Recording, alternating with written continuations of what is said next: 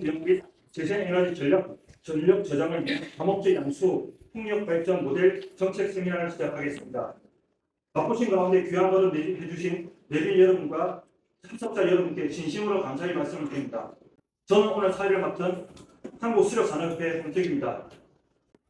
최근 기후변화와 산불과 가뭄이 대형화, 상시화되면서 산림관리와 물관리, 전력 개통 안전성이 서로 얽힌 복잡한 재난으로 확산되고 있습니다. 오늘 세미나는 산업권역의 양수발전과 풍력발전을 연계한 복합 인프라를 통해 재생에너지 저장을 물론 산불, 가뭄 대응, 나아가 지역 전력 자리까지 함께 모색하고자 이 자리를 마련하였습니다. 이 자리는 김용태 국회의원실과 안호영 국회의원실, 그리고 한국산불학회, 한국수력산업협회, 한국풍력산업협회가 공동 주관해 주셨습니다. 이 자리를 빌러 5기관 관계자 여러분께 깊이 감사드립니다. 먼저 본 회의를 시작하기 전에 국민 의례가 있겠습니다. 오늘 국민의례 국기에 대한 경례로 진행하겠습니다. 참석자 여러분께서는 모두 자리에 일어나 국기를 당해 주시기 바랍니다. 국기에 대하여 경례.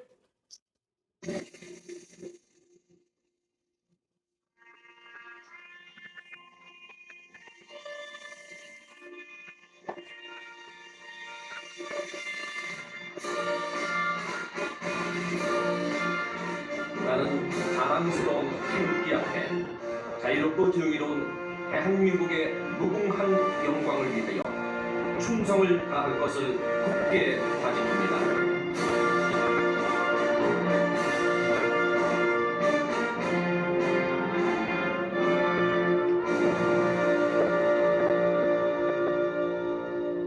바로 자리에 앉아 주시기 바랍니다. 먼저 진행에 앞서 당의 말씀 한 가지 드리도록 하겠습니다.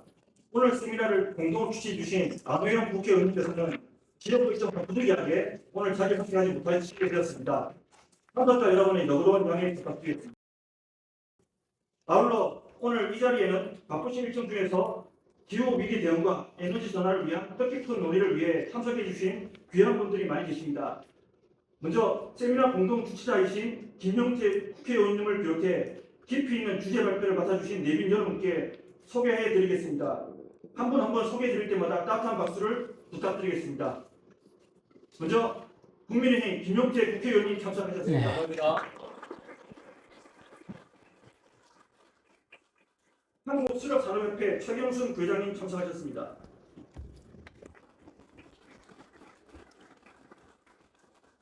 한국산불학회 고기현 회장님 참석하셨습니다. 한국풍력산업협회 성진기 부회장님 참석하셨습니다. 국립산림과학원 최영태 과장님 참석하셨습니다. 고려대학교 이병준 교수님 참석하셨습니다. GS 풍력발전 이지형 팀장님 참석하셨습니다. 네이버와 정준모 대표님 참석하셨습니다. 이외에도 산림, 수자원, 에너지 산업 분야의 관계기업 및 유관기관 관계자분들께도 대거 참석해 주셨습니다. 참석해 주신 모든 분께 감사의 전드리겠습니다.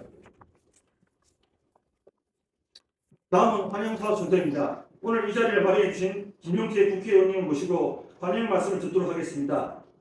김용태 의원님 모시겠습니다. 큰 박수로 맞이해 주시기 바랍니다. 네, 안녕하십니까. 저는 포천시각병원 김용태입니다. 오늘 이렇게 밖에 비도 많이 오고 또 오늘 국회 상임위원장 선출이 있어서 약간 좀 국회가 어수선합니다. 그럼에도 불구하고 함께 참석해 주셔서 진심으로 감사하다는 말씀드리겠습니다. 오늘 산불 가뭄 대응 및 재생에너지 전력 저장을 위한 다목적 양수 풍력 발전 모델 정책 세미나를 함께 마련하게 되어 매우 뜻깊게 생각합니다. 무더운 날씨에도 귀한 걸음 해주신 여러분들께 깊은 감사의 말씀을 드립니다. 이 자리를 함께 마련해 주신 안호영 국회의원님, 한국산불학회 고기현 회장님, 한국수력산업협회 김해천 회장님, 한국풍력산업협회 김강학 회장님을 비롯한 관계자 여러분들께도 진심으로 감사하다는 말씀 전합니다. 최근 몇 년 사이 우리 국토 곳곳에서 대형 산불과 가뭄 그리고 돌발적인 홍수가 잇따라 발생하고 있습니다. 저의 지역구인 경기 포천시 가평군만 하더라도 작년 큰 홍수 피해를 겪은 바 있어 이제 이러한 재난들을 예외적 사건이 아니라 우리 국토가 상시적으로 대비해야 할 현실이 되었다는 것을 절감하고 있습니다. 오늘 세미나는 바로 이 문제들, 즉 산불, 가뭄, 홍수라는 재난 대응의 과제와 재생에너지 전력 저장이라는 에너지 전환의 과제를 따로 보지 않고 산림 유역의 물 관리와 양수 풍력 발전을 결합한 하나의 해법으로 풀어보자는 문제의식에서 출발했습니다. 오늘 발제와 토론에 담긴 내용들은 이미 여러 현장에서 검증되고 있는 소중한 실증 사례들이라고 생각합니다.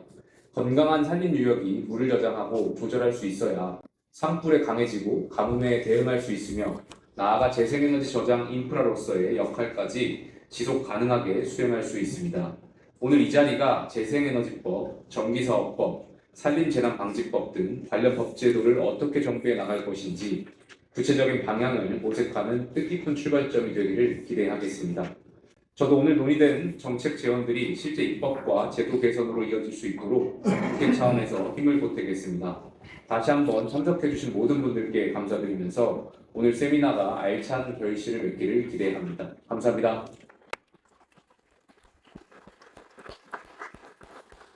귀한 말씀 주신 김영태 의원님께 다시 한번 큰 박수를 부탁드립니다. 이어서 기념촬영이 있겠습니다. 김영태 의원님과 오늘 발제자, 토론자들은 앞에 모여서 나와주시기 바랍니다.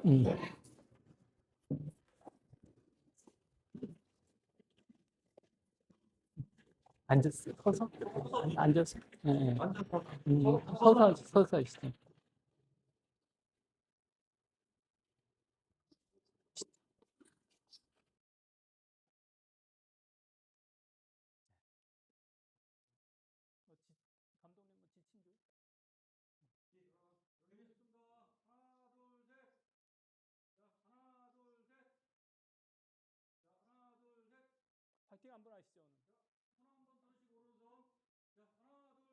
화이팅! 고맙습니다. 네, 예.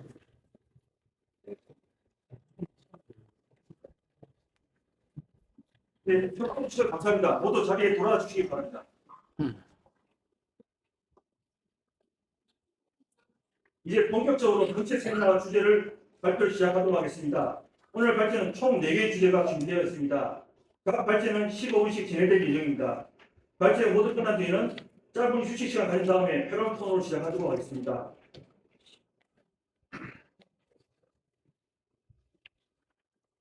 첫 번째 발제는 국립산림과학원 최영태 과장님께서 산악지대 산불 대응을 위한 물관리를 주제로 발표해 주시겠습니다. 최영태 과장님 단상을 모시겠습니다.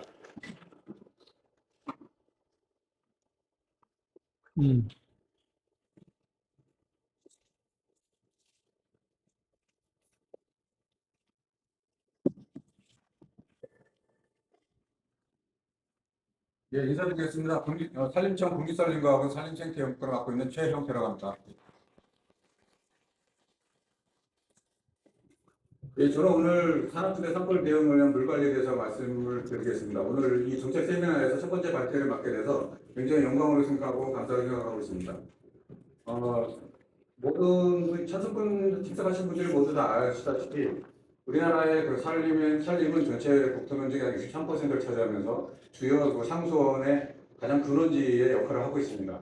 그런 측면에서 특히 그동안 산림청이 하고 있는 자연기반 해법으로서의 그런 친환경적인 농수의 확보, 수원 함양, 그리고 이제 과학적인 물관리를 위해서 진행되고 있는 여러 가지 정책에 대해서 오늘 소개를 해드리도록 하겠습니다. 예, 순서는 당면 현실, 그다음에 건조하러 붙이는 숲관리, 물지도, 유랑관측망의 구축과 산림 속의 수지지도 구축, 정책 제안의 순으로 말씀드리도록 하겠습니다.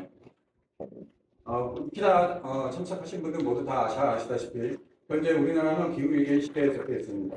특히 이제 가뭄과 물 부족이 굉장히 심화되고 있고요. 이에 따라서 산림 생태계의 건강성도 저하되고 있습니다.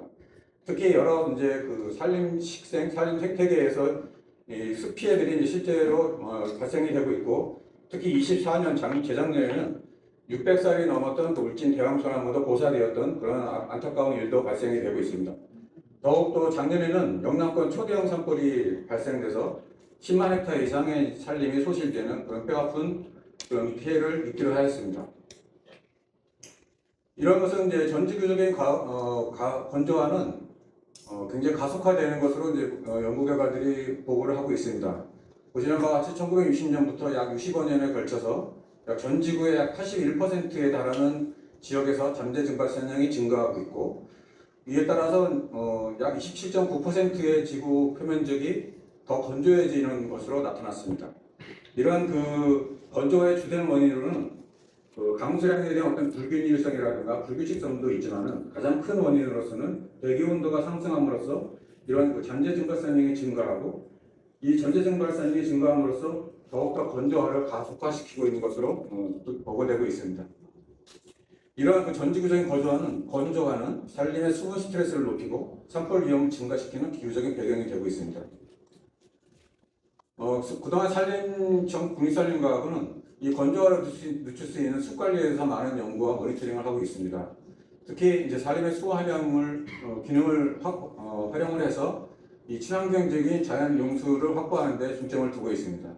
이를 위해서 1980년부터 전국의 약 54개소의 그 산림 유역을 대상으로 모니터링을 실시하고 있고, 이 결과를 저희들이 평균적으로 분석한 결과 낙엽 한려수림, 그다음 혼여림, 상록 한려수림, 그리고 친여수림의 순으로서 수자원을 잘 공급하는 것으로 나타났습니다. 이러한 산림의 종류에 따른 그 물순환의 특성들은 산림에 가지고 있는 여러 가지 식생적인, 그냥 기능적인 특성과 산림의 구조, 그리고 수목의 형태적인 특성에서 많은 차이가 납니다. 특히 이제 가장 큰 차이를 보이는 것은 이 수관 차단이라고 해서 빗방울이 나무에 묻어서 증발되는, 그리고 그런 수관에서 차단되는 양들이 상당히 결정적인 역할을 하고 있는데요. 이런 수관에 의한 차단된 물수산의 특성들은 이 숲의 구조라든가 종류, 그리고 어떻게 조성되었는가, 그리고 어떻게 관리되는가에 따라서 상당히 다른 모습을 보이고 있습니다. 일반적으로 인공림보다는 천연림에서 이런 수관 차단율이 적습니다. 이 적다는 얘기는 그만큼 증발되거나 차단돼서 다시 토양까지 도달하지 못하는 빗물의 양이 줄어든다는 얘기가 됩니다. 그러니까 수관 차단율이 높게 되면은 증발산량이 높게 되고, 이에 따라서 토양 수분 함량이 저하되는 그런 특성을 보이게 되는데요. 일반적으로 천연림이 그 수관 차단율이 인공림에 비해서 좀 적습니다. 이런 것들은 이제 잇몸 밀도라든가 산림의 구조, 특히 이제 그 상층이나 중층, 하층의 구조에 따라 다르시게 되고, 또 침엽수림에 비해서는 한류수림이 수관 차단율이 적은, 이것은 이제 잎의 구조, 침엽이라고 하는 것이 상당히 연면적이 높고 밀도가 높습니다. 그래서 차단되는 빗물의 양들이 좀 더 늘어나게 되는 현상을 갖게 되는데요. 이런 구조적인 특성, 그 다음에 밀도, 잎목의 밀도 같은 것들이 차이로 인해서 이제 그 수관 차단율이 적게 됩니다. 또한 이제 숲가꾸기, 산림을 어떻게 관리하냐, 산림을 적정한 밀도로 관리함으로써 이러한 수관 차단의 양들을 좀 줄일 수가 있습니다. 이런 수관 차단율의 차이는 결국 산림 유역의 토양 수분량과 유출량의 차이를 만들게 됩니다. 보시는 바와 같이 그동안의 저희 연구 결과를 보여드리는 것인데요. LAI라 해서 이것은 연면적 지수입니다. 그러니까 주로 LAI가 높을수록 되게 빽빽하고 울창한 숲이라고 생각하시면 됩니다. 이런 숲일수록 그 증발산량이 더 많습니다. 증발산량이 더 많다는 것은 가용할 수 있는 수자원량이, 토양 수분 함량들이 상대적으로 적을 수 있다는 것을 보여주는 것들입니다. 이 보시는 바와 같이 침엽수림, 오른쪽의 그림은 침엽수림에서 LAI가 증가됐어요. 그러니까 숲이 더 빽빽할수록 토양 수분 함량이 적어지더라라는 연구 결과를 보여드리는 것입니다. 결국은 숲을 어떻게 적정한 밀도로 관리하느냐에 따라서 충분히 토양 수분 함량들을 조절할 수 있다. 그리고 그것이 결국은 어떤 유량이라든가 물순의 건전성을 확보하는 데 도움이 된다는 것들이 결론을 얻을 수가 있었습니다. 이러한 결과를 가지고 저희들은 한 40년에 걸쳐서 실제로 숲이 어떻게 변화했을 때 이런 수호 함량 기능들이 달라지는가를 한 40여 년이 넘게 추적을 했습니다. 보시는 것 같이 1983년의 모습인데요. 좌측 상단이 76년에 나무를 심은 아주 어린 나무들이 자라고 있었던 당시의 모습이고, 지금은 이제 그 보통 나무 수고가 15m에서 20m에 달하는 큰 좋은 숲으로 형성되어 있는 상황입니다. 여기에 저희들이 이제 숲가꾸기라 해서 나무를 적당한 밀도로 조절해서 잘라주는 그러한 이제 숲가꾸기를 저희가 20년 전에 1996년에 실시를 했었는데요. 오른쪽에 백도머리에서 보시는 바와 같이 상대적으로 신녀수 인공林같은 경우는 나무가 자라면 자랄수록 숲이 커질수록 그것이 굉장히 빽빽해지게 되고, 빽빽해짐으로써 조금 전에 말씀드렸던 수간 차단 유리한 수간 차단 양들이 많아지게 되고, 숲이 사용하는 물의 양, 증발산량도 많아지게 돼서 전체적으로 이 유력에서 흘러나오는 유출량들이 유량이 줄어드는 그런 특성을 보이게 됩니다. 근데 이제 1996년에 숲가꾸기를 실시했을 때는 그것을 거의 1.4배 이상 그 유출량을 높일 수 있었다라는 연구 결과를 얻을 수가 있었습니다.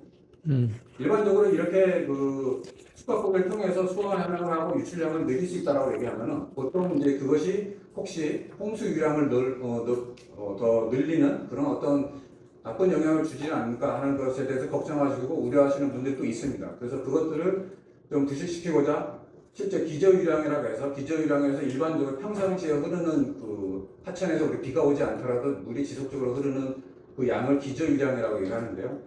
실제적으로 기저유량을 분석을 한 결과 숲가꾸기를 통해서 늘어난 수자원 양의 유량의 91% 정도가 평상시에 흐르는 유량이었다라는 것을 분석 결과를 얻을 수 있었습니다. 즉 이런 숲가꾸기를 통해서 충분히 홍수 유량을 늘리는 것들이 아니라 평상시에 우리가 쓸 수 있는, 가용할 수 있는 그런 유량들, 수자원 양을 늘릴 수 있었다라는 것을 결론을 도출할 수 있었습니다.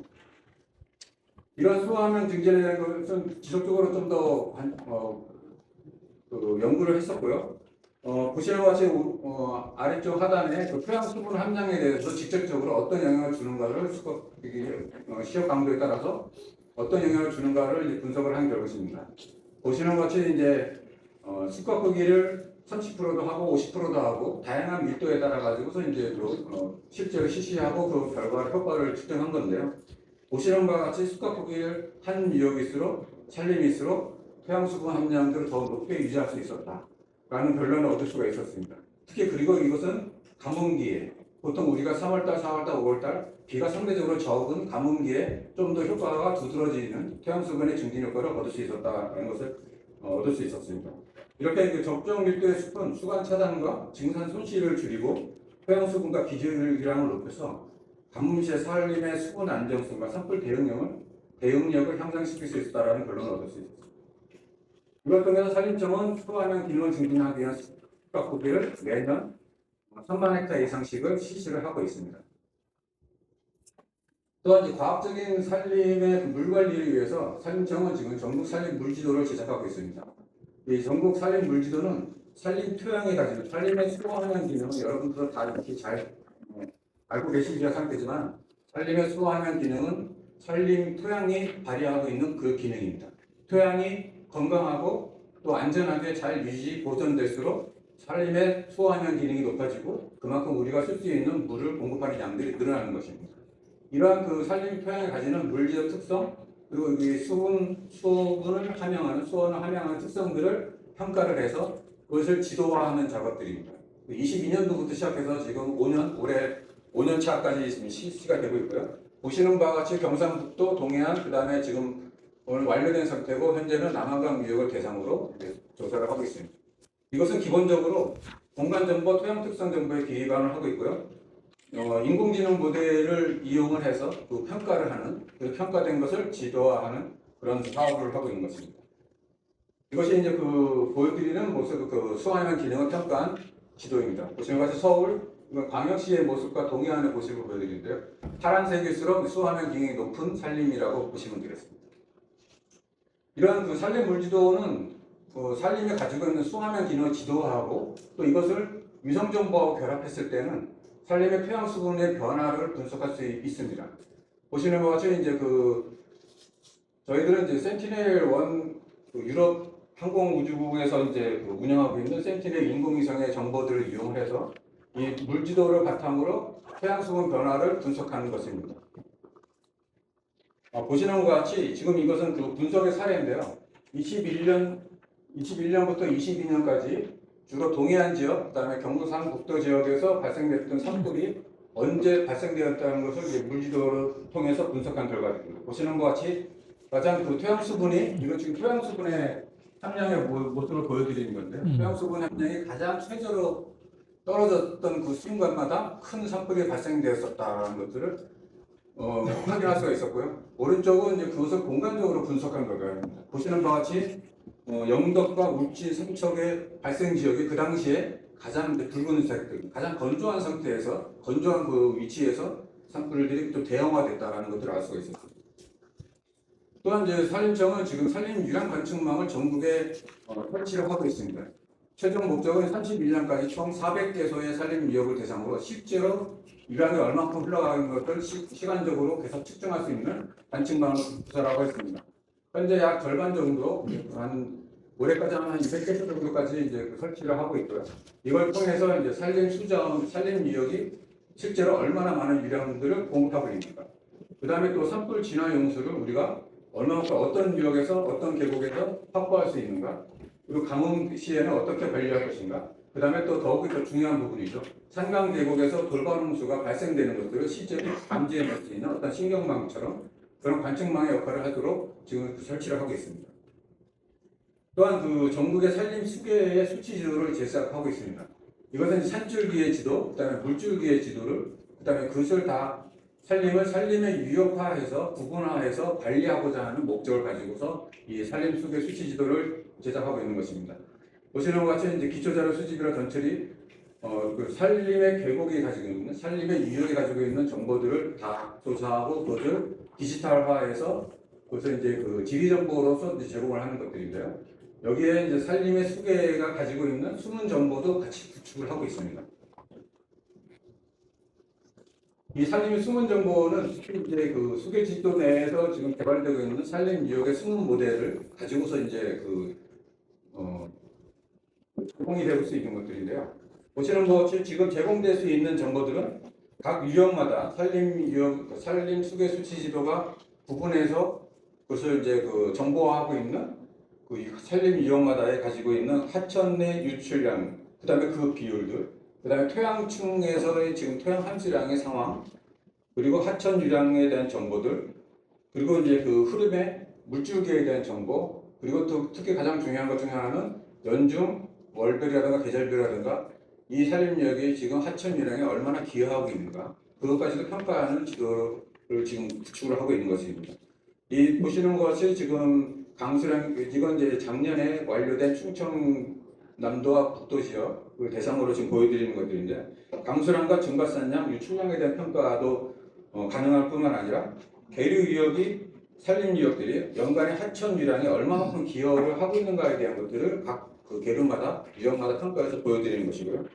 또한 이제 중요한 기능 중 하나는 계류 유역들이 상시적으로 상시 하천인가 아니면은 임시 하천인지 간헐 하천인지, 그러니까 주로 건조기나 건기에는 물이 흐르지 않는 지역인지 아니면 1년 내내 물이 흐르는 지역인지 그런 계곡인지 그것을 평가해서 그것을 정보를 제공하는 것입니다. 이걸 통해서 이제 상시적으로 유량을 공급할 수 있는 산림 유역을 탐색이 가능하고요. 이걸 통해서 이제 산불 진화 용수의 공급이 가능한 지역과 계류들을 확인할 수 있고 정보를 제공할 수 있고, 또한 이제 자연이라든가 기존 시설을 활용해서의 저류 시설들의 적지들을 발굴하고 탐색할 수 있는 기능들을 제공할 것입니다. 정책적인 제안입니다. 결론에 있습니다. 산림청은 그동안에 산림 유역 관리를 통해서 숲을 건강하게 가꾸고 집에서 물의 순환을 안정화하고자 하는 산림 관리를 실시하고 있습니다. 숲가꾸기를 통해서 수화 함량을 증진하고 기저 유량을 안정화하고, 이를 통해서 이제 가뭄과 산불의 대응력을 강화하는 관리를 꾸준히 추진하고 있습니다. 또한 지금 소개해드린 바와 같이 산림 물질, 수화 함량 기능을 평가하는 산림 물지도와 실시간 관측을 하고 있는 유량 관측망, 그리고 산림 수계 수치도, 그리고 이것을 통합해서 AI로 분석하는 이런 과학적 유역 관리를 통해서 실제 산불 진화 용수를 어떻게 확보할 것인가, 그리고 가뭄이라든가 가뭄에 대응했을 때 용수 공급, 특히 농업 용수라든가 생활 용수들을 어떻게 공급하고 얼마큼의 공급 가능한 것들에 대한 위치를 제공할 수 있다든가, 그다음에 하천 생태계의 건강성을 보존할 수 있는 그런 생태 유량을 얼마큼 산림이 공급하고 있고 그것을 어떻게 증진할 것인가. 그리고 지금 오늘 그 굉장히 중요한 이제 그 주제가 되겠죠. 다목적 양수 발전을 위한 용수 지원에서 산림이 어떻게 역할할 수 있는 것인가에 대한 평가도 앞으로 할 수 있을 것 같습니다. 또한 이제 자연과 기존 시설에 대한 활용을 통해서 저류 시설에 대한 적재주도 제공할 수가 있습니다. 결국은 건강한 산림 유역의 다목적 양수 풍력 발전의 지속 가능성을 보장할 수 있다고 저는 감히 말씀드리고 싶습니다. 네, 이상으로 발표를 마치겠습니다.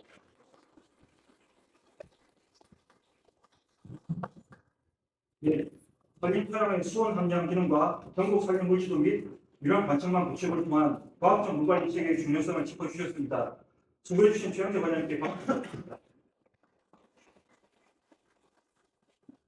이어서 두 번째 발제는 한국 산불학회 오기현 회장님께서 산불로부터 산업 본역 전력시설 보호 방안에 대해 발표해 주시겠습니다. 예. 앞선 발제자가 물에 대해서 주로 이야기했거든요.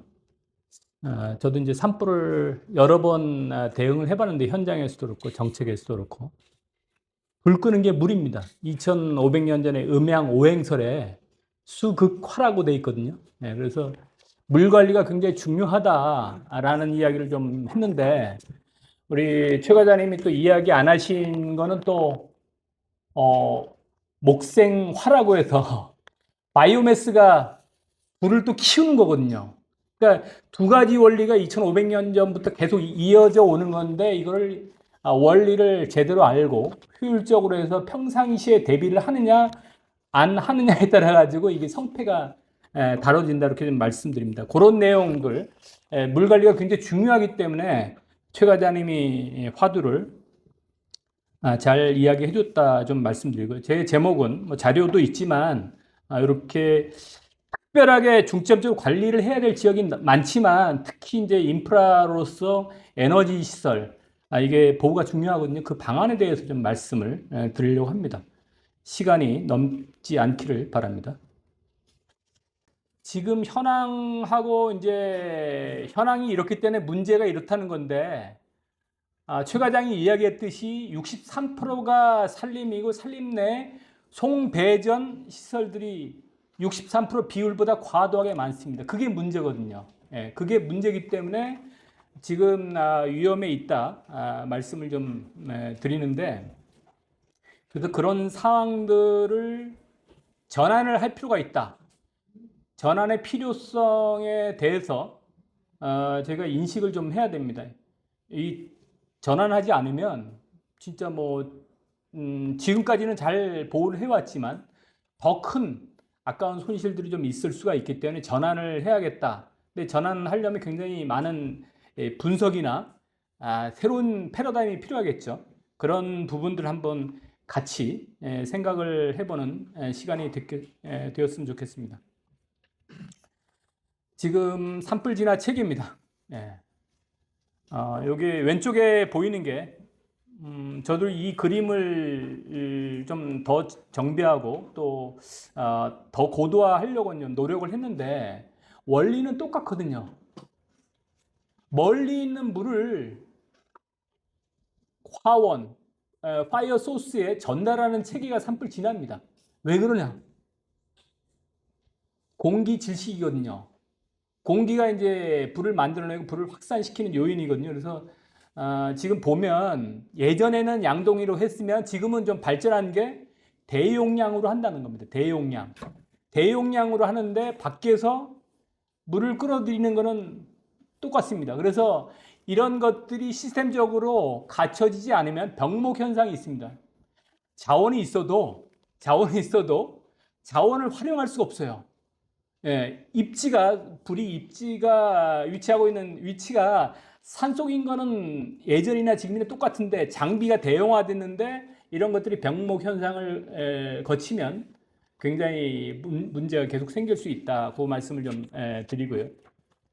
이런 부분들이 실제로 이제 간단 없이 계속적으로 대형 산불이 일어나면 위험에 노출되는데 제가 이제 현직에 있을 때 22년도인가 23년도 밀양 산불인데 5월 말 6초니까 5월 말 6월 초에 난 산불입니다. 예, 여기 에너지 하시는 분들은 잘 기억할 텐데 밀양은 어떤 지역입니까? 765 송전선로가 지난 지역입니다.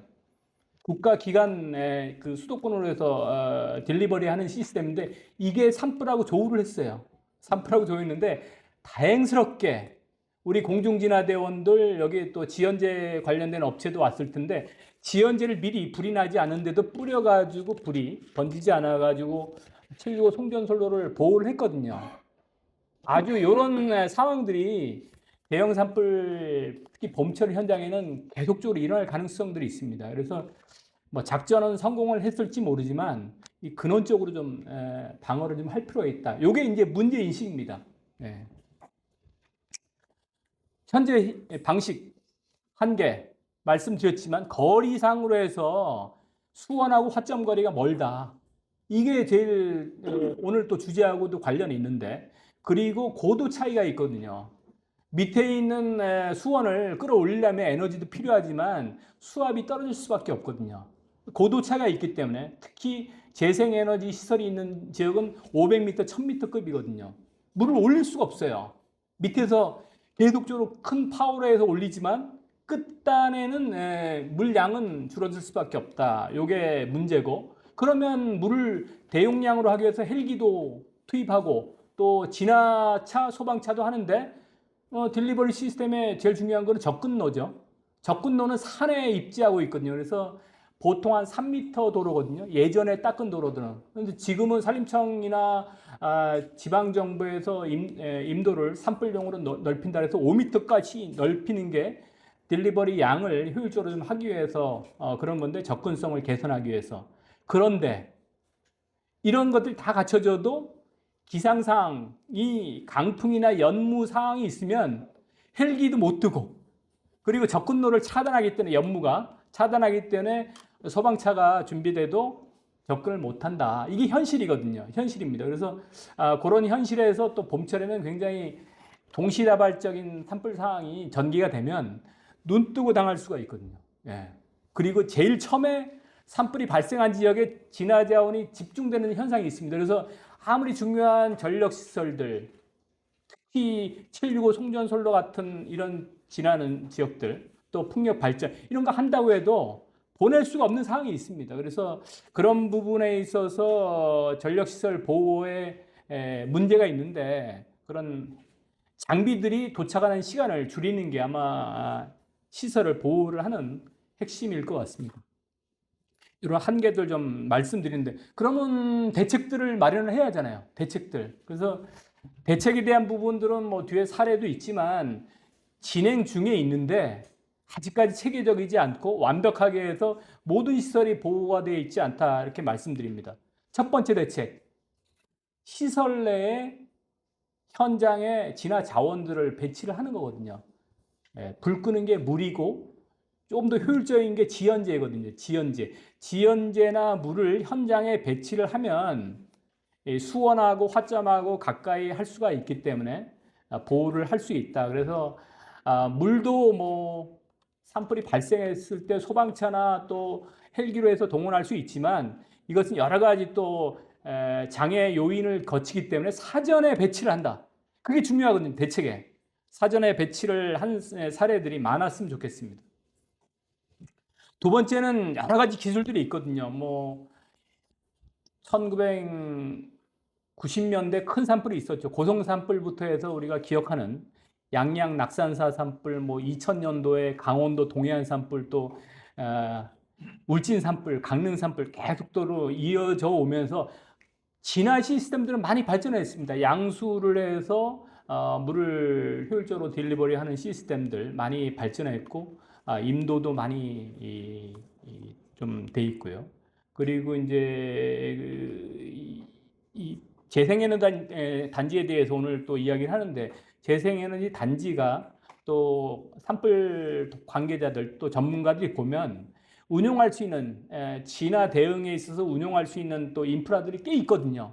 이런 부분들을 인식을 하는 게 좋겠다라는 생각이 좀 되고요.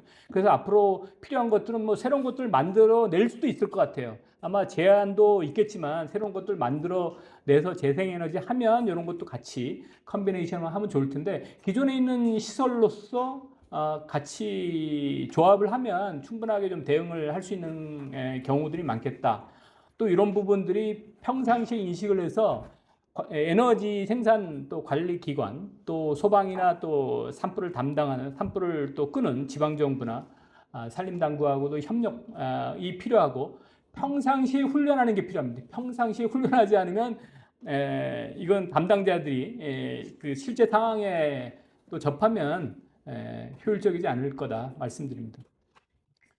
이게 이제 제가 이제 본 사례거든요. 우연찮게 저도 뭐 지면을 통해서 들었는데, 구체적으로 또 서울대 윤 교수님이 이거 발표를 하시더라고요. 영양풍력 발전인데, 이 자구책을 스스로 이렇게 만들어 온 건데, 뭐 저도 이렇게 보고 이런 모델들이 좀 많이 보급이 되면 좋겠다. 기존 시설들은 이런 모델들이 많이 보급되면 좋겠다는 이야기입니다. 요거는 뭐 자세하게 또 팀장님이 설명을 하는 순서가 있는데, 이런 풍력 발전 장소에 미리 진화 자원을 배치를 한 거거든요. 그래서 여러 가지 상황, 엄혹한 상황이 있었음에도 최대한 시설을 보호한 사례입니다.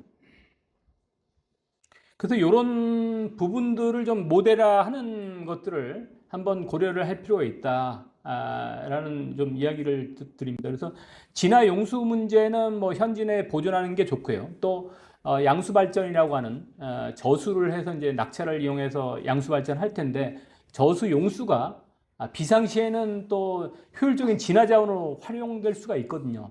펌핑 장비만 있으면 그런 진화 용수의 문제도 활용을 해야겠다라는 이야기를 좀 드리고요. 감시 확인 이런 부분들도 뭐 요즘은 기술적으로 해서 많이 발전했기 때문에 이런 것들은 조금만 투자를 하면 시설 운영을 하면서도 쓸 수가 있고, 평상시에는 또 비상시에는 또 재난 대응도 할 수가 있다. 또 말씀을 좀 드립니다. 도로망도 이런 풍력이나 태양광이나 뭐 양수발전 이런 부분들, 뭐 양수발전은 튼튼하게 돼 있을 텐데 다른 소규모 이런 재생에너지 시설들은 안 돼 있다고 하면 이런 접근 도로를 정비를 하는 것들 좀 필요하겠다, 이런 말씀 좀 드립니다. 그 세 번째는 뭐 지금 뭐 우리 관별로 해서 이제 뭐 관할 기관들을 하는데, 이 풍력 단지나 재생에너지 단지 또 문화재 지역들은 이게 행정구역하고 상관없이 입지에 있거든요. 그래서 위험이 심한 지역들, 특히 이제 바람이 센 지역들이 심하잖아요. 그리고 이제 연료들이 많이 쌓여 있고, 임상이 아까 최 과장님 이야기했듯이 진짜 다 차단해서 증발산이 되고 밑에 수량이 없을 정도의 그런 숲들은 산불 나면 진짜 오랫동안 타거든요. 다 타야지 상황이 끝나니까 연료나 임상 관리가 굉장히 중요합니다. 이런 부분들 저는 뭐 에너지 시설 보호를 위해서 평상시에 그냥 과감하게, 어차피 입지가 돼 있으면 과감하게 정리를 해야지 그런 우한을 없앨 수 있다라는 이야기를 좀 드립니다. 그리고 이제 능선 계곡 이런 부분이 굉장히 중요하거든요. 진화대원들한테는 이제 진화 호수들이 이제 진입하는 통로이기 때문에 굉장히 중요하고요. 또 전력망이나 주요 시설들은 좀 집중적으로 보호를 할 수 있도록 저는 뭐 송배전 시설 중심으로 해서 수목들 클리어하는 사업들을 좀 주기적으로 하고, 그걸 통해서 유무인으로 해서 감시하는 체계들, 불씨가 떨어지면 시설에 바로 근접하기 때문에 그런 순찰 계획들도 좀 할 필요가 있다. 또 이제 마을의 보호도 굉장히 중요하거든요. 그러니까 어떤 뭐 상황이 이제 재생에너지 시설에서 또 마을로 번질 수가 있고, 마을에서 또 재생에너지 시설로 이제 번질 수가 있는데, 이게 지금 이제 WUI라고 해서 생활공간하고 야생공간 인터페이스 관리가 굉장히 중요하거든요. 왜냐하면 이제 인명 피해하고 재산 피해가 되기 때문에, 그래서 이런 것들을 좀 위험이 있는 지역 중심으로 해서 재설계를 좀 할 필요가 있다, 말씀을 좀 드립니다. 시간이 한 10분 정도 넘었나요? 제가 거의 끝났습니다. 거의 끝났어요? 예. 요거는 이제 유무인 감시 체계인데 기술적인 사항이라서 넘어가겠습니다. 정책 제안은 여러 뭐 수백 군데가 제가 카운트는 하지 않았지만 대한민국이 생각보다 넓습니다. 그래서 보호를 해야 될 시설들이 많은데 특히 재생에너지 시설 중에서 큰 시설들은 우선 관리 지역을 지정을 하고 말씀드린 물 관리뿐만 아니고 연료 관리도 할 필요 있다. 현장에 있는 양수발전 시설들의 물 활용에 대해서도 좀 이야기할 필요가 있다. 그리고 네 번째는 뭐 새로운 시설들 만들 때는 이런 시범 사업을 해서 제일 강한 시설들을 좀 했으면 좋겠다. 그런 고려 없이 지었다가 이제 뭐 수십 년 동안 또 우한에 또 위험에 노출돼 있기 때문에 그렇습니다. 뭐 기관 협력 체계는 뭐 당연한 이야기이기 때문에 마치도록 하겠습니다. 고맙습니다.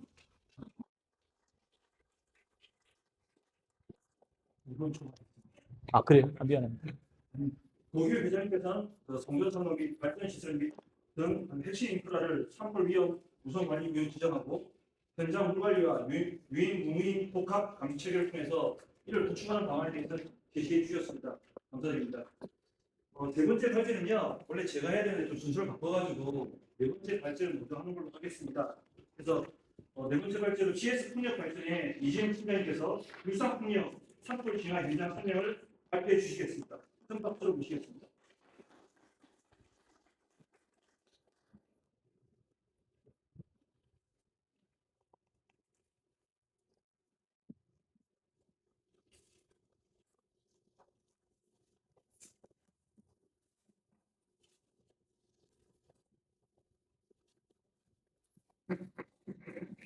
GS 풍력발전 진흥택 감청장 이재영입니다. 앞서서 한국산불학회 고변 회장님께서 많은 얘기를 해주셨는데 그게 실제 저희가 사례를 위주로 되게 겹치는 부분들이 많이 있는데 실제 사례가 어떻게 적용되는지를 위주로 설명을 드리겠습니다. 우선 그 말씀을 드리기 전에 결론적으로 얘기하면은 저희가 사례를 통해서 얻었던 레슨은 산불을 진압하기 위해서는 물, 길, 그리고 툴, 그러니까 장비가 있었어야 했다. 이런 생각이 이번 사례를 통해서 저희가 얻게 된 가장 결정적인 레슨이고 결론입니다. 거기에 대해서 좀 자세하게 설명드리도록 하겠습니다. 먼저 2025년 3월 22일에 경북 의성 지역에서 최초 발화가 된 것으로 보입니다. 저기 밑에 보시면 사진에 보시면은 이때 당시만 해도 저희 풍력 단지에서는 멀리서 그냥 불이 나서 연기가 오는 그 정도로 생각되었고 뭐 그렇게 심각성을 느끼고 있지는 않았습니다. 60km 떨어져 있고 그다음에 저희 발전소가 화면 오른쪽 상단 보시면은 이미 3개 정도의 발전소가 있었습니다. 그래서 저 불이 여기까지 오겠나 뭐 이런 생각을 했었고요. 근데 이제 계속 불이 본격적으로 확산이 되면서 연기가 계속 동진을 해왔습니다. 그래서 이거 점점 심각해지는데 그리고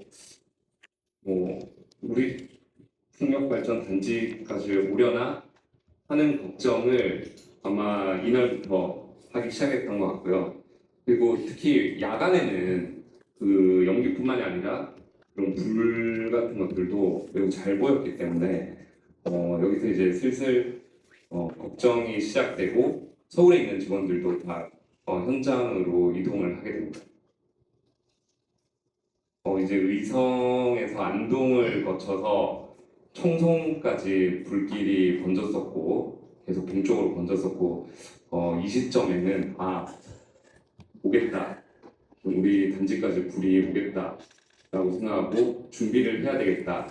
그러나 무슨 준비를 해야 될지 그거에 대해서는 사실은 좀 혼란스럽고 어찌됐든 현장에서 준비를 하고 있었습니다. 그 왼쪽 사진을 보시면은 화면 왼쪽 사진을 보시면은 이날 밤에는 진짜 불길이 바로 저희 거의 근처까지 단지 근처까지 불길이 확산이 되었습니다.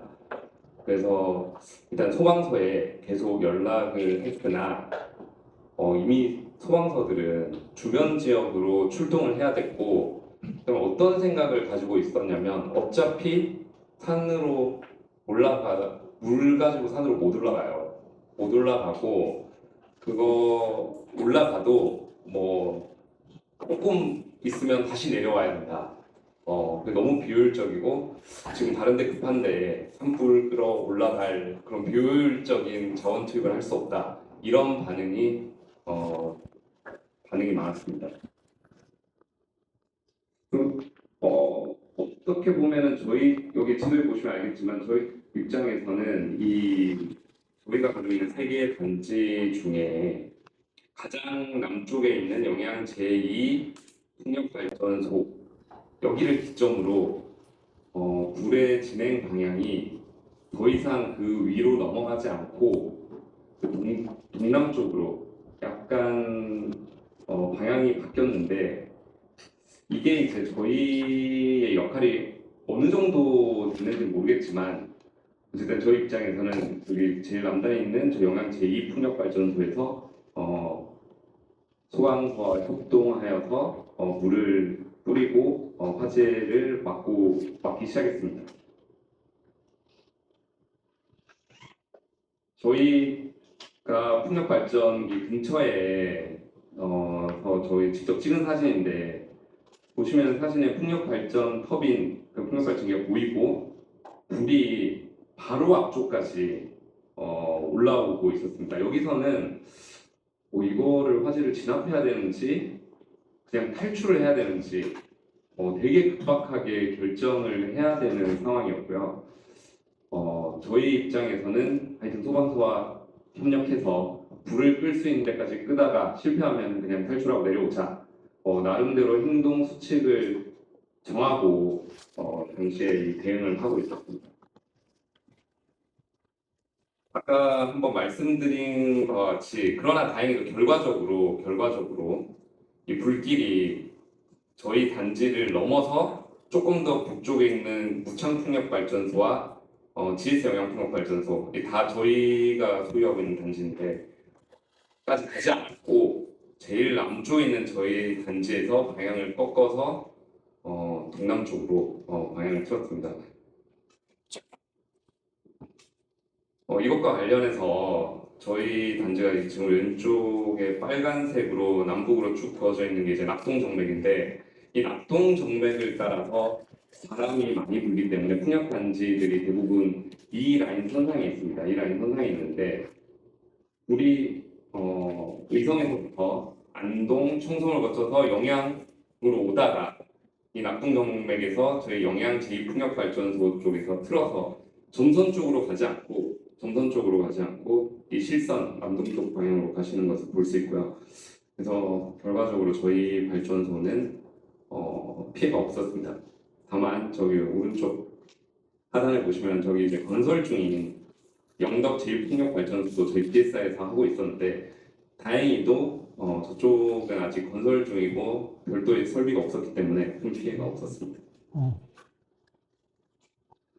이건 아까 그 고견 회장님 자료에서도 있었던 자료인데 저기 Y3라고 돼 있는 저 영양 제2풍력발전소 저 지점에서 저희가 확산 저지 작업을 소방서와 함께 하였고요.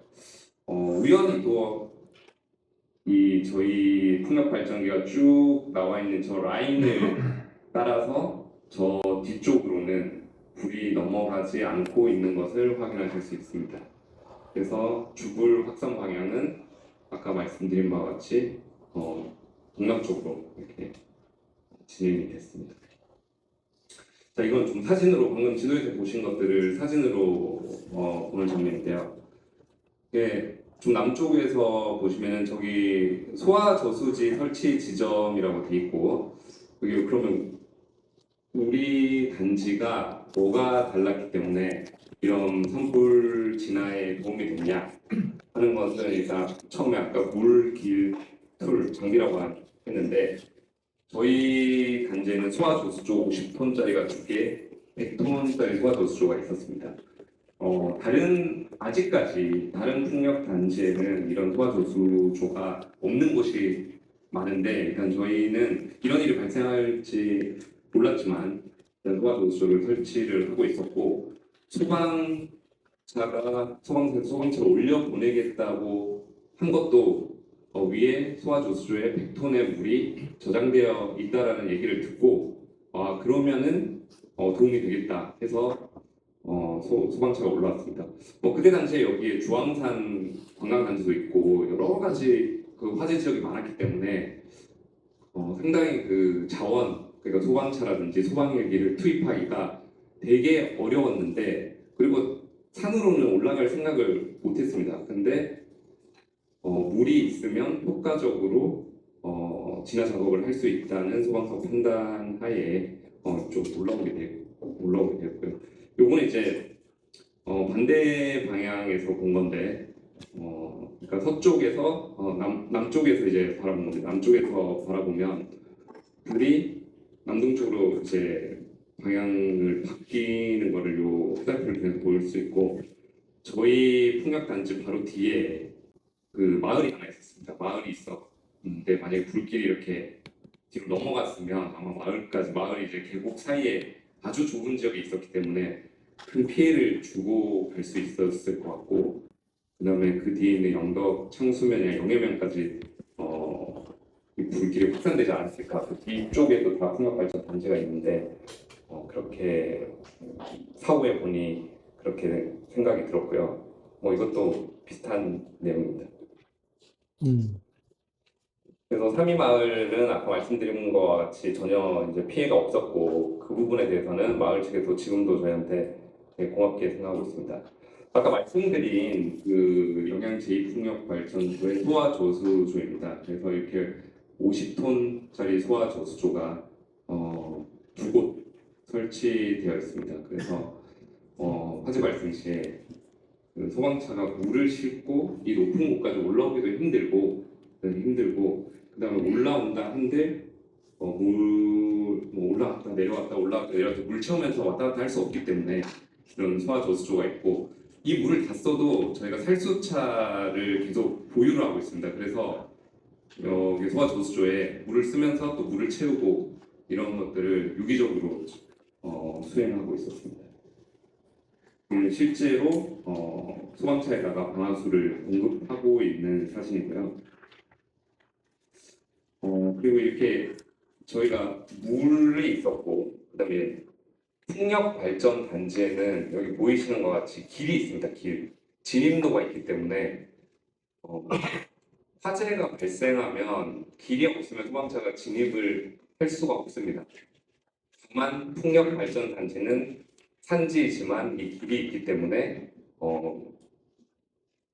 소방차 진입을 할 수 있고요. 그다음 마지막으로 장비인데 낮에도 이렇게 연기가 꽉 차 있기 때문에 이 어디서 불이 났는지 불이 난 어떤 발화지점을 찾아야지 불을 끌 수 있는데 연기가 꽉 차 있기 때문에 안 보입니다. 올라갔다 한들 물이 있고 올라갔다 한들 불을 못 끄는 경우도 많습니다. 근데 저희는 원래 설비 점검용으로 드론을 하고 있었고 그 드론이 사람이 수동으로 운전하는 것이 아니라 그 GPS 지점을 찍어가지고 드론이 이제 AI 자동으로 그 지역을 따라 이동을 합니다. 그래서 이렇게 저희가 여기 보면 산불 확산 지점이라고 하는 그 지역을 드론으로 찍을 수 있었고 소방서에서 되게 어디서 불이 나는지 모르겠다 확인이 안 된다라고 했을 때 저희가 이거를 확인을 해서 저기 6호기 아래 저쪽에다가 물을 뿌려주세요 해서 실제로 현장에서는 불이 어디 나는지 보이지 않는데 요 지점으로 물을 뿌렸고 효과적으로 불을 진압할 수 있었습니다. 그래서 결론적으로 풍력단지 내에 소방차가 대기할 수 있는 길이 있었고 그 다음에 소화 저수조도 있었고 저희가 가지고 있는 살수차도 있었기 때문에 효과적으로 화재를 진압할 수 있었고 이 사진들이 저희가 실제 현장에서 다 찍은 사진인데 만약에 이런 진입로가 없었으면은 이렇게 이 급박한 와중에 이렇게 여유 있게 사진을 찍을 수 없었을 것 같고 여유가 있지는 않았지만 사진을 찍을 수 없었을 것 같고 이렇게 이 진입로에서 방어선을 구축하고 지속적으로 물을 뿌릴 뿌리는 걸 통해 가지고 그다음에 드론을 통해서 발화 지점을 찾고 그래서 효과적으로 산불을 진압할 수 있습니다. 지금 이것들은 당시에 이 급박했던 상황들을 다 보여주기 위해서 저희가 현장에 가져온 거고요. 그다음에 아까 예방 설수가 더 중요하다고 하셨는데 저희가 이제 사전에 불이 본격적으로 화재가 넘어오기 전에도 좀 변전소와 같은 중요 시설에는 미리미리 저희가 물을 보유하고 있었기 때문에 소방차가 오기 전에도 예방 설수를 하고 있었습니다. 네, 이건 다 화재 진압이고 이거는 이제 화재를 다 진압하고 난 다음에 그 현장을 다시 왔을 때 그 현장에 사진 모습인데요. 지금 불길이 바로 이 도로까지 다 올라왔었고 불이 타고 했지만 진입로 저희 단지 내부 진입로에서 더 확산되지는 않았습니다. 같은 것입니다. 여기 보시다시피 이건 저희가 이제 좀 대조적인 모습을 보여주고 여기 지금 근처에 석동면 원리마을에 좀 문화재가 있었는데 대부분의 소방차가 지금 여기 마을 뒤쪽으로 이렇게 위치고 있는 소방차 저기 다들 모여 있었습니다. 그래서 이거를 지켜야 된다. 그래서 이런 마을은 소방차들이 진입을 해서 탈수를 해서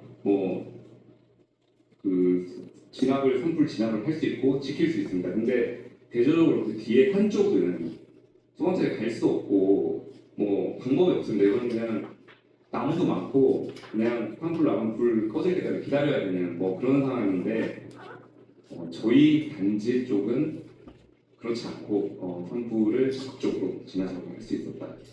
말씀드립니다. 당시에 어떤 참혹했던 산불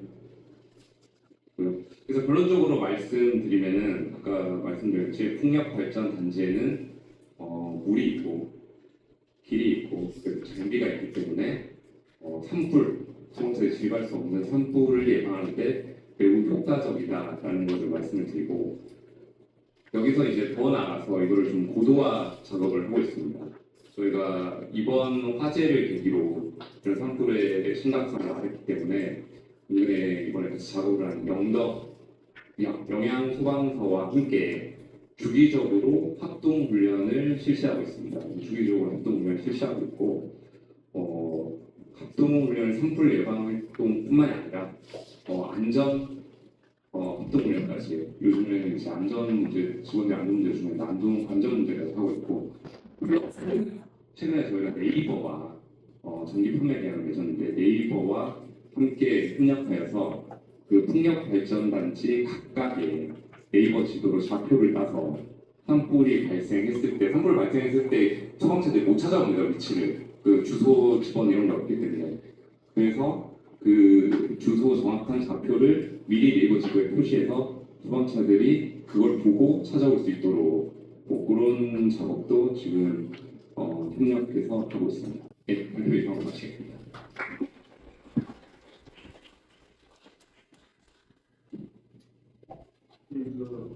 실질적으로 풍력 발전 단지 근처 산불 현장 사례를 생생하게 전해주신 이희영 선생님께 감사드립니다. 이제 마지막 발표가 될 것 같습니다. 보통 이런 세미나를 시간 제기가 많이 오는데요. 그나마 5분 정도로 성공한 것 같습니다. 제 발표 끝나면 한 10분 정도 쉰 다음에 마지막 패널 토론이 있는데 패널 토론 때는 과장님께서 시간을 잘 조절해 주셔가지고 정시에 끝내도록 하겠습니다. 예, 저는 이제 제가 발표 내용은요, 아마 지금 산불하고 물관리 그리고 실제 산업지대에 있는 풍력 발전소에서 산불 어떻게 좀 제어가 되는지에 대한 내용이 이루어졌다면요, 저는 이제 실질적으로 이 양수 발전을 어떻게 활용할 것인가, 그래서 이 주제에 맞는 궁극적 양수에 대해서 한번 설명을 드리도록 하겠습니다. 제가 말씀드릴 내용은 아까 팀장님께서 물, 길, 장비를 좀 말씀하셨습니다.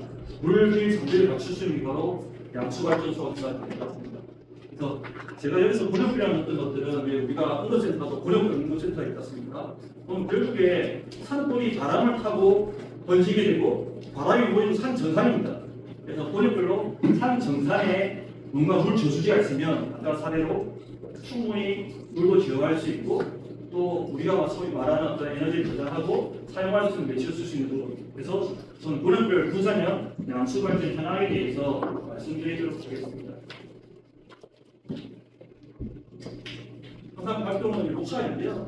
그냥 목차 이것만 전체로 말씀드릴 거고요. 특히 제가 좀 복합적인 부분에 좀 더 비중을 둬서 말씀드리도록 하겠습니다. 뭐 추진 배경은 뭐 대부분 다 아실 부분인데 이거는 뭐 그냥 금방금방 넘기도록 하겠습니다. 그래서 이건 이제 아무래도 산불 가뭄 대형이다 보니까 산불 사례라고 붙여봤습니다. 그래서 2025년에 전국 산불 발생 피해가 10년 평균이 14,471헥타르라고 합니다. 그런데 2025년 한 해에만 지금 10.5만 헥타르로 해가지고 7,000제비 정도 산불 피해를 봤다고 합니다. 그리고 2025년 3월달에 경북, 경남, 울산 산불로 183명의 어떤 사상자가 생겼고요. 이 중에 사망자가 27명이 합니다. 이런 부분들에서 특히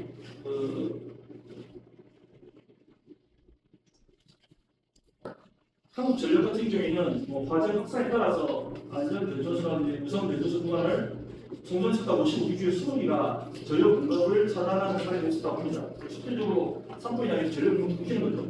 그러다 보니까 결국에는 뭐냐면요, 산불은 살림 재난을 넘어가지고 전력 대통을 위협하고 있는 에너지 인프라의 재난 요소이기도 합니다. 결국 이 산불을 어떻게 관리하고 통제하느냐가 전력을 원활하게 수통할 수 있는 목적이 될 것 같습니다. 그래서 봄철 같은 경우에 보니까 산불 빠진 건수가 한 66% 정도 되고요. 이 봄철의 피해 건수가 한 99% 정도 집중되고 있는 것을 알 수 있었습니다.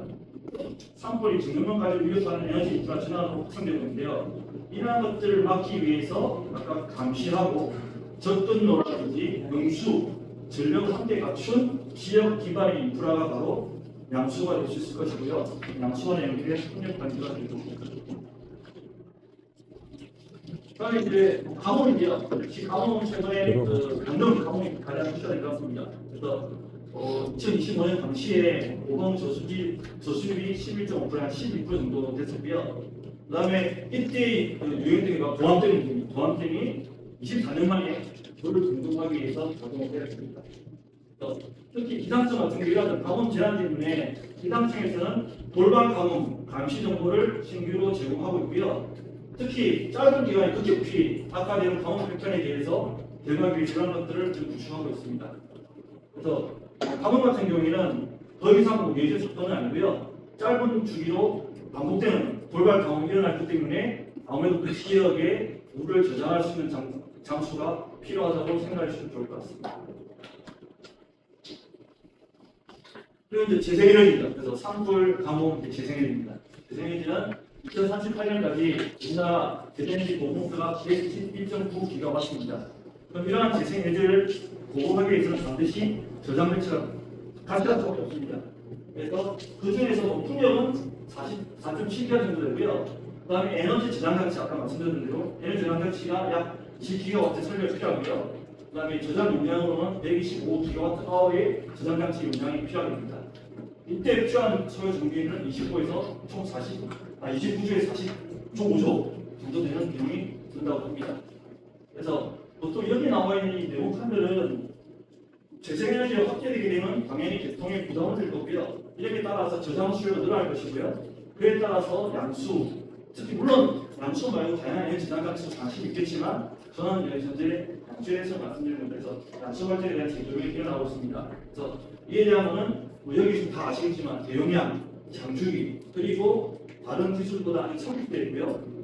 상용화되어 있기 때문에 더욱더 양수가 이제 재주문을 받고 있습니다.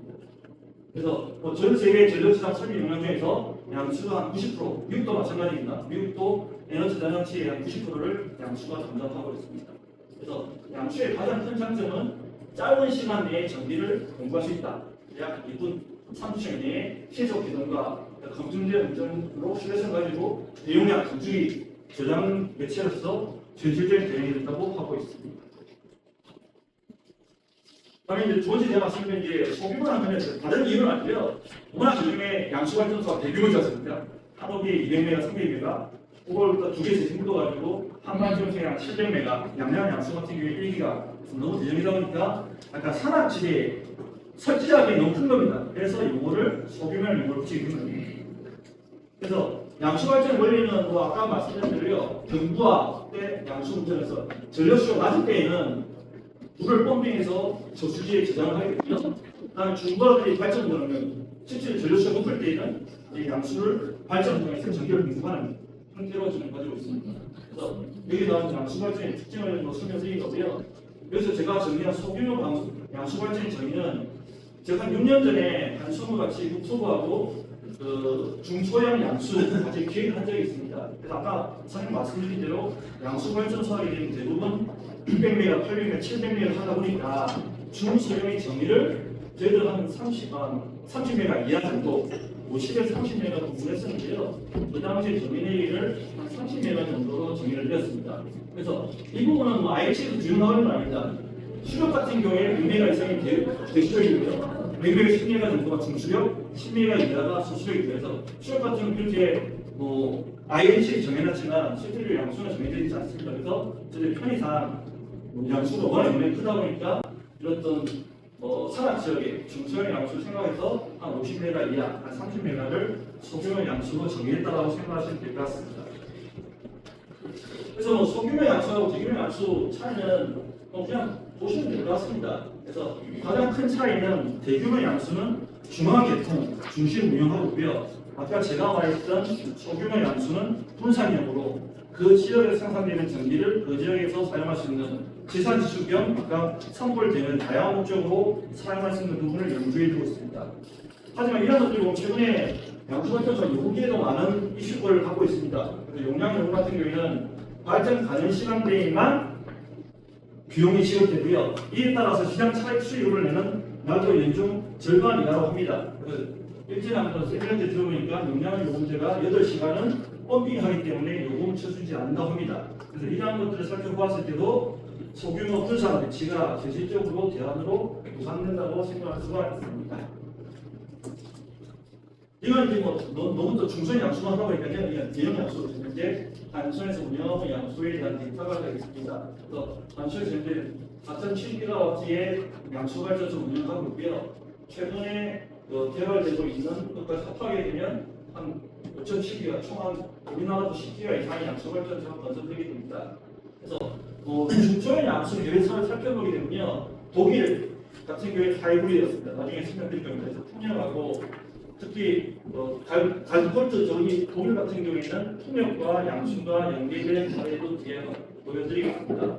여기도 중소형 양수로 스페인 사례, 그다음에 또 신규 가동제로 있는 호주, 핀란드를 들 수가 있습니다. 특히 핀란드 같은 경우에는 폐광선을 이용해서 양수 발전소를 만들어서 지금 개발하려고 하고 있습니다.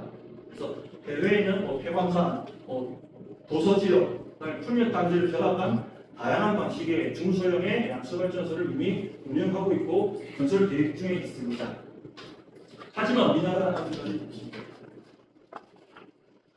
그래서 본역별 개방 산업은요, 아무래도 제 대상이 아까 산불과 연계되다 보니까 산업 지역에 대한 잔재력 평가, 그리고 그 본역별로 나눈 부분들, 입주 선정 기준, 그리고 유상 풍력과 연계 관계에 대해서 간단히 말씀드리겠습니다. 산업시대는 아까 충분히 설명이 된 것 같은데요. 일단 우리나라가 살인 인정이 96.6%라고 합니다. 부천 인정에. 그리고 이 살인이 강원, 그 다음에 경북 지역에 한 42.8%로 지금 비중을 차지하고 있습니다. 그 다음에 양수와 좀 관련된 부분인데요. 경사도가 20도인 교산의 비율이 51%가 되겠습니다. 이 말은 뭐냐면 그 살인 지역은 풍력도 좋지만 양수 발전소 지역이 참 좋다라고 생각하시면 될 것 같습니다. 그래서 특히 양양 양수발전소 아까 1기가짜리인데요. 낙차가 819m가 되겠습니다. 그래서 우리가 생각하는 중소형 양수는 이 정도 큰 낙차는 필요 없고요. 그만큼 지역 좋은 위치에 양수가 위치한다고 생각해 주시면 좋을 것 같습니다. 그래서 입지 핵심 조건은 최소 100m 이상의 유효낙차 확보가 가능한 지역으로서 아까 표고차가 클수록 동일 유량 대비 발전량이 증가하기 때문에 경제성이 형성되고 있습니다. 그래서 아까 다시 말씀드린 우리나라는 경사도 입지적인 구간이 상당히 많이 있기 때문에 양수가 영화할 수 있는 것도 되지가 않다라고 생각해 주시면 좋을 것 같습니다. 그다음에 4대 본역 개발 전략 평가입니다. 그래서 우리나라가 이제 산림 지역을 전부 4개로 나눠봤습니다. 중부산, 중부 내륙권, 남부 내륙, 제주. 그래서 아까 외국에 도서지역을 하니까요. 이렇게 나눠봤을 때에 가장 우수한 지역이 강원, 경북 아까 산림이 많은 지역이 되겠습니다. 여기 같은 경우에는 태백 산맥이 높은 표고차, 그다음에 급경사, 풍부한 강수량, 그래서 유연합성 확보하기 가장 유리한 위치가 될 거고요. 그다음에 여기 아까 남양 양수발전소가 위치해 있습니다. 그래서 강원, 경북 강원은 육상폭력과 양수를 연계할 수 있는 가장 최적의 지역이 어떤가 있을 거고요. 아까 말씀드린 산불 지역도 아마 이쪽 지역인 것 같습니다.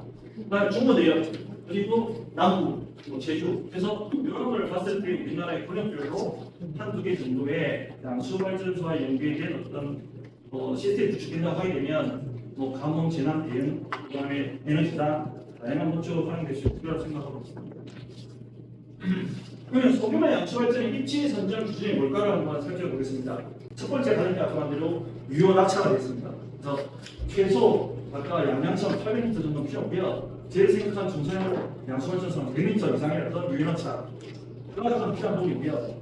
그다음 집안 조건으로는 보통 이런 양수 같은 경우에 수직 수평 불을 척벌하게 됩니다. 근데 100m 이상 그 내외 같은 경우는 굳이 수직 수평 불을 만들지 않고 수압 관로 형태로 현재 외국에서도 수압 관로를 이용한 양수발전소를 운영하고 있는 사례도 있습니다.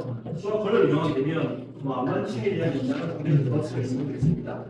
특히 아무래도 우리가 양수발전소는 산가부 저수가 피한 부분이기 때문에 가부의 저수지가 있다고 하게 되면 상당히 좁은 사례로 할 수도 있는 부분이 되겠습니다. 그래서 하부 저수지를 확보하게 되면 기존 수리시설 활용해서 개발비를 절감할 수 있는 게 되고요. 그 다음에 아무래도 재생에너지 인접된 부분, 재생 논조를 남기고 그래서 재생에너지 인접한 풍력, 태양과 다 좋습니다. 그런 재생에너지가 인접한 지역에 양수발전소를 설치하게 되면 상당히 메리트가 있다라고 생각하시면 될 것 같습니다. 그래서 이 4개 기준을 충족하는 지역의 권역별로 소규모 양수 발전소를 분산 배치하고 해가지고 이를 EMS 에너지 관리 시스템과 묶어가지고요 가상 발전소 방식으로 운영하게 되면 아까 100메가, 50메가짜리 양수 발전소라 하더라도 권역별로 4개면 200메가 될 수 있을 거고요 10개면 500메가 될 수 있을 겁니다. 이런 걸 권역별로 묶어가지고 활용한다면은 대규모 발전에 준하는 교통 보조 서비스도 제공이 가능하다고 생각되어지고 있습니다. 이건 푸른단지 얘기해서 푸른단지 사례 한번 자수를 찾아보면 돼요. 제가 하고 싶은 건 이거였어요. 결국에는 인형 출력을 흡수하고요. 그 다음에 피크 대응 발전을 부합한 양수 풍력 하이브리드 연기가 최적의 여건이 될 거다. 아까 사람별로 봤을 때, 권역별로 봤을 때 그 위치에 따라서 바람이 좋은 지역은 당연히 풍력 발전이 세워져야겠지만 바람도 좋고 물이 풍부하게 되면 또 경사라고 좋으면 양수 발전소를 건설함으로 해가지고 재난 대응에 다양한 방법을 활용할 수 있다고 생각하시면 좋을 것 같습니다. 이제 제가 현주와 말씀드릴 부분입니다. 그래서 이제 앞서 여러 가지 재난 대응하기 위해서 복합 활용 방안인데요. 양수공의 군부대에서도 활용하는 사례가 있었습니다. 그래서 저는 이걸 같이 말씀드리겠습니다. 첫 번째, 산불은 너무 많이 말씀해 주셔가지고 넘어가서 제일 아까 길 나왔지 않습니까? 진입도로로 활용하는 부분. 역시 양수발전소 건설할 때 진입도를 만들 수가 있습니다. 그래서 그 진입도를 활용하게 되면 방제선에 방제라인이 거고요. 소방차가 진입할 수 있는 도구가 될 겁니다. 그래서 이럴 때는 풍력발전과 양수발전소 같이 반지화 된다고 하게 되면 진입도도 같이 활용할 수 있는 부분도 검토할 수 있을 것 같습니다. 당연히 주방 용수 확보 가능하게 큰 포켓이 있으니까요. 그리고 또 야간 발화 탐지는 솔직히 발전소마다 감시 시스템 다 유연히 가지고 있습니다. 아까 풍력타워에서도 여러 산 장비 드론 하듯이 양수발전소도 발전소 없어지게 되면 상부저수지 감시 시스템이 상당히 많이 돌아가고 있기 때문에 당연히 야간 발화 감지도 가능할 것 같습니다. 특히 해외 상황을 살펴보게 되면요, 필리핀이나 코스등에서는 산불 민발 지역에서도 재생에너지 저장 장치 기반의 마이크로 그리드로 산불 대응을 하고 있다고 합니다. 그래서 여기서 말씀드리고 싶은 부분은 바로 재생에너지 인프라, 그러니까 진도라든지 저수조, 감시 설비가 실제 산불 대응에 귀한 사례가 확인되고 있기 때문에 아까 풍력발전단체를 말씀드렸고요. 그래서 양수발전의 대규모 산가구 저수지 및 유지 관리 도로라든지 이와 별도의 경우에는 반드시 방제 기준을 한층 강화할 수 있다고 생각이 듭니다. 그래서 이게 따로 설치될 게 아니고 관계에 따라서 그 조건에 따라서 양수발전소가 들을 수 있을 거고요. 양수발전소가 들어서는 상부저수지 바람이 좋으면 풍력발전을 설치할 수 있을 겁니다. 그리고 이제 이제 가뭄입니다. 이 가뭄 이제 약수발전소가 생기면 물이 빈대하지 않습니까? 가뭄. 그래서 앞서 뭐 여러 가지 가뭄 사례가 있었는데요. 근데 이제 우리가 양수발전소가 물이 그냥 새는 건 아니었습니다. 만약에 페루프로 산하부 저수지가 있으면 빗물이라든지 물을 충수시켜야 되는 부분이 있습니다. 당연히 하부 저수지가 하천이라고 되면 하천의 물을 펌핑해서 모을 수는 있겠지만 산하부가 페루프로 이루어진다면 산하부가 그냥 저수지이기 때문에 충수가 시간 부분인데요. 그래서 양수발전소가 소위 말하는 새로운 물을 만드는 것은 아니고요. 상부하고 저수지 사이에 이미 확보된 물을 순환시켜가지고 에너지를 저장시키고 발전하는 부분이기 때문에 초기 충수라든지 또 물이 갇혀 있으면 증발을 하게 됩니다. 증발에 따른 또는 또 물이 새는 부분, 빠져나가는 부분들에서 보충하는 부분이 필요하게 됩니다. 그래서 우리 저 파란색 좀 강조하는데요. 이 가뭄을 해소하기에 수원으로서 양수를 생각하시면 안 될 것 같습니다. 그게 어디까지나 뭐냐면 지역 단위의 보조적인 어떤 완충 자원으로 생각해줘야지 양수수 발전소에 있는 그 저수의 물을 와 우리 가뭄 다 뺏어겠다 하게 되면 솔직히 이 부분도 문제가 될 수 있는 부분이 있습니다. 그래서 뭐 활용 전제적 부분으로는 뭐 농업, 생활, 환경 용수를 전 수리를 침범하지 않도록 재난 상황에서는 부득이하게 공급할 수 있겠지만 그에 따른 보상 체계도 같이 가야 될 것 같습니다. 왜냐하면 양수발전소, 풍력발전소 마찬가지입니다. 뭔가 재난 상황에 전국 추적으로 치료할 수 있겠지만 결국에 민간 발전소 사업자이기 때문에 그에 따른 손실분에 대한 보상도 어느 정도 채워질 생각합니다. 그런 부분들. 그래서 이런 것들은 제가 제안하기보다는 여러 기관들과 좀 동의라든지 컨센서스를 이루어가지고 좀 시행을 구경을 하고 있습니다. 그래서 여기 참여하는 이런 기관들과 동시에 좀 논의해서 좀 법안도 만들고 진행해 됐으면 생각하고 있습니다. 그래서 이제 복합 방제 인프라 통합 체계 방안인데요. 이건 아까 이야기했던 뭐입니다. 복합 저수지 구축하는 아까 뭐 풍력발전단지에서 50톤짜리 2개 정도 말씀하셨습니다. 그래서 상부 저수지가 일어났던 복합 저수지로 쓸 수 있는 부분이 있거든요. 저는 거기에 양수발전소와 풍력발전소가 상시 존재하기 때문에 산불 감시 구축 체계는 자연스럽게 이루어질 수밖에 없다고 생각됩니다. 당연히 아까 그 인도를 통해서 소방 진도가 만들어질 거고요. 이때는 아까 그 양수발전소와 풍력발전소나 대부분 발전소가 들었을 때에는 도로가 만들어질 거기 때문에 당연히 이런 것도 확보될 겁니다. 다만 이제 인도 폭을 4m가 아니라 6m가 아니라 7m가 아니라 그래서 검토를 필요가 있습니다. 그래서 뭐 이런 것들은 뭐 여기 보면 제가 전한 아니고요. 사인천, 인도망이라든지 여러 가지 또 법적인 부분도 검토할 필요가 있는 것 같습니다. 다음에 연료 소환성 현상 같은 경우에도 미리 보통 풍력발전 타워를 건설할 때 벌목을 하게 됩니다. 벌목한다는 말은 거기에 나무가 없으니까 불이 안 난단 말이죠. 그래서 그런 부분들로 검토할 수가 있습니다. 그래서 양수 풍력 연계한 단지에 방제 기능을 통합하는 접근은 산업 측의 재생에너지 개발뿐만 아니라 공공의 가치를 확대할 수 있는 방안이라는 생각을 통할 수 있고요. 그다음에 지역 기반의 어떤 재난을 대응할 수 있는 역량을 강화한다고 생각할 수가 있습니다. 아까 이게 도면상입니다. 여기 딱 논문도 있었는데 2019년도 논문입니다.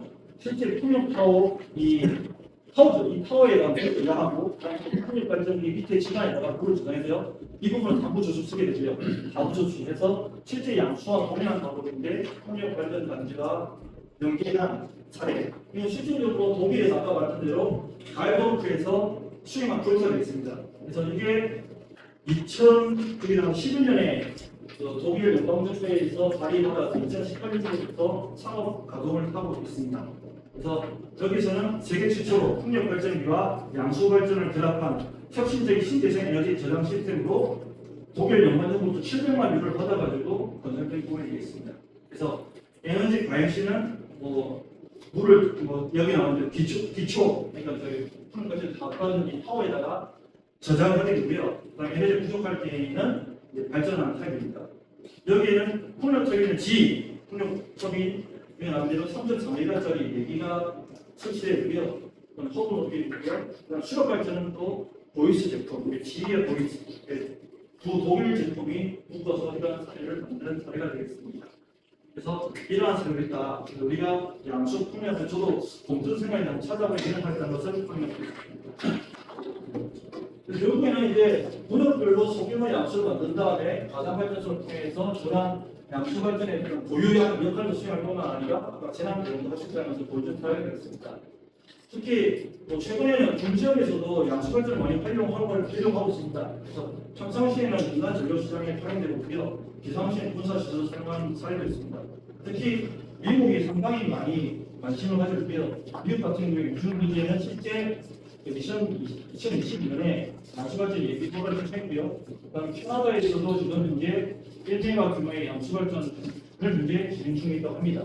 특히 미 해군도 마찬가지로 미 해군 양수라기보다는 마이크로 쪽 그래서 이런 중소형 어떤 인프라에 대한 관심이 군부대에서 많이 이루어지고 있다. 그래서 군부대에서는 비상시에는 군사시를 사용하겠지만 비상시는 아닐 때는 민간의 핵을 같은 부분도 사회적으로 생각할 수 있을 것 같습니다. 예, 시간 주셨습니다. 정책 지원입니다. 일단 사례가 있었으니까 왜 우리가 양수발전 사업에는 관광산으로 많이 활용되는 부분이 있습니다. 이는 나중에 제가 토론 때도 말씀드릴 건데요. 민원인과도 밀접한 관계가 있습니다. 그래서 특히 난소에서 운영하고 있는 청평 양수, 노출 양수, 양양 양수, 대부분 양수발전소가 실제 관광상으로 개방하고 활용되고 있는 사례가 되겠습니다. 그래서 청평 양수는 청평보수공을 조성해가지고 현재 운영하고 있고요. 노출 양수 같은 경우에는 공보관이라든지 무주행도 와인, 모로도 이런 것들 이걸 활용하는 부분도 있고요. 그래서 관광상을 해가지고 수치상으로는 한 10년간 지방세 75억을 납부했다고 합니다. 이 지방세 문제 지역 재정이 기여하게 있고요. 양양단수 같은 경우에 마찬가지로 이런 관광사 프로그램을 운영하고 있습니다. 그래서 이것도 마찬가지입니다. 영국에서 보면 여기 1984년 중국내 대규모 양수발전소의 역시 마찬가지로 지역 주민들을 만든 불안을 극복시키기 위해서 그 부산 차원에서 방문자 센터를 만들어서 저희 나와 있는 약 34년간 무료로 개방해가지고 그 지역의 어떤 민원이라든지 이런 것들을 해결한 사례가 되겠습니다. 최근에 좀 시간 줄거든요. 그래서 여기서 말씀드리고 싶은 부분은 양수발전, 굳이 특히 상부 조치 등은 정방시설이라든지 다양한 개발해서 관광장을 활용할 수 있는 것들이 현재 국내에서 많이 활용되고 있고 해외에서 사용되는 부분이 되겠습니다. 하지만 좀 중소형 양수와 마찬가지로 우리가 더욱더 힘들겠지만 중소형 양수는 관광 상황화 최대한 개방할 수 있는 부분이 있다고 하게 되면 지역 이론과도 조금 시너지를 낼 수 있는 부분. 근데 아직까지 우리가 양수발전소 같은 부분은 국가 보안 시설로 묶여있는 부분이 많이 있습니다. 그래서 이 국가 보안 시설을 조금 그때는 좀 푸시는 부분. 그러니까 실제 발전되어 있는 부분을 보안 시설 할 수 있겠지. 그 외에 좀 풀어가지고 그런 관광장을 하게 되면 발전단지와 연계된 지역 주민 수익 창출을 통해서 좀 민원을 좀 절감시킬 수 있는 부분도 설명할 수 있을 것 같습니다. 그래서 제가 제안하는 부분은 그냥 크게 네 가지를 볼 수가 있는데 첫 번째는 워낙 인허가 복잡합니다. 원스톱으로 그러니까 너무 기초가 많습니다. 그래서 저는 스푼도 같은 약속드리면서 민원을 원스톱으로 풀이다. 그다음에 또 아까 말했는데 부산시에 펌핑할 때는 지금 보상 안 해주고 있는데 어쨌든 우리가 자원이라든지 산불이나 재난 대응 쪽에 있어서는 보상체계도 좀 필요하다. 그리고 이제 어떤 공공복합 인프라 이게 재난 대응은 민간도 해야 되죠. 저번처럼 주할 부분도 있습니다. 그래서 이런 공공복합에는 좀 국고 지원도 좀 필요하지 않는가 하는 생각이 들고요. 마지막으로 이제 산불이기 때문에 산불을 지어냈던 그 부분에 대해서 통례를 시켜서 지원을 받을 때에 그 지역에 아까 바람이 들어오면 풍력사업, 물이 들어오면 양수, 아니면 다 같이 그런 것도 한번 생각해 볼 수 있을 것 같습니다. 마지막으로 이제 제가 말하는 정리할 것 같은데요. 일단 동부산업을 중심으로는 어떤 지역이라든지 기술이라든지 수자원이 상당히 어떤 입지가 되게 좋습니다. 그래서 여기는 아마 풍력과 양수를 결합한 재난 변화시는 것도 활용할 수 있을 거고요. 그다음 금연을 좀 간소화시키는 부분. 마지막으로 이제 한번 이 암만 정보를 하더라도 지원 사업이 필요한 것 같습니다. 그래서 지원 사업 통해 가지고 어떤 지역 주민들의 수용성을 한번 검토할 필요가 있습니다. 그래서 산불 감옥용 복합 재난화와 재생에너지 확대라는 두 개의 흐름은 본역별 분산형 소규모의 양수발전의 필요성을 동시에 뒷받침한다고 생각이 듭니다. 이상으로 제 발표를 마치도록 하겠습니다.